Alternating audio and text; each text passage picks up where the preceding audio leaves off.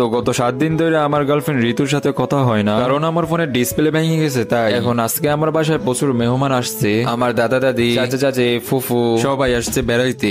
মানে এখন ভাই মনে চাইলেও একতারা বাজাইতে পারবো না। এখন বাবা আর আমি এক রুমে। রাত বাজে 1:30, বাবা ঘুমাইছে বাট আমি ঘুমাই নাই। এখন বাবা যেহেতু ঘুমাইছে ফোনটা কোন রকম নিলাম, বাট আমার লক জানা নাই। তো সাহস করে পলায়া কোন রকম তার ফিঙ্গারটা নিয়ে লকটা খুললাম। লকটা খুলে আমার জানাশোনা ঋতুর SMS দিলাম। তো 1 সপ্তাহ পর কথা, তাই আধা ঘন্টা দুইজনে কান্নাকাটি করলাম। তো কান্নাকাটি শেষে বলে আমার তোমার পাখির একটা পিক দাও, তো 1 সপ্তাহ ধরে তোমার পাখিটা দেখি না। এখন ওরা বুঝাইলাম দেখো এরা বাপের ফোন, বলায়া তোমার সাথে কোন রকম কথা বলতাছি, এইটাই তো অনেক। এখন ও কষ্টে আবার কান্না করে দিছে, বলে না দিলে আমি আরো কান্না করবো। এখন না পাইরা ভাই গেলাম ওয়াশরুমে, পাখির একটা পিক তুললাম সুন্দর কইরা। এখন ভাই প্যান পরতাছি, এদিকে বাপে ওয়াশরুমে নক দিছে। আমার তো ভাই ভয়ে পাখি কাঁপতাছে, এদিকে তাড়াহুড়া করে প্যান পরতে গিয়ে হাত থেকে ফোন পড়ে যেতে নিছিল। কোন রকম ধরলাম, এদিকে টিপ লেগে ফোনের লক লেগে গেছে, আর এদিকে বাপেও চিল্লাইতেছে গোলামের পুত আমার ফোন নিয়ে ওয়াশরুমে গেছিস কেন? এখন আমি কই যাবো ভাই?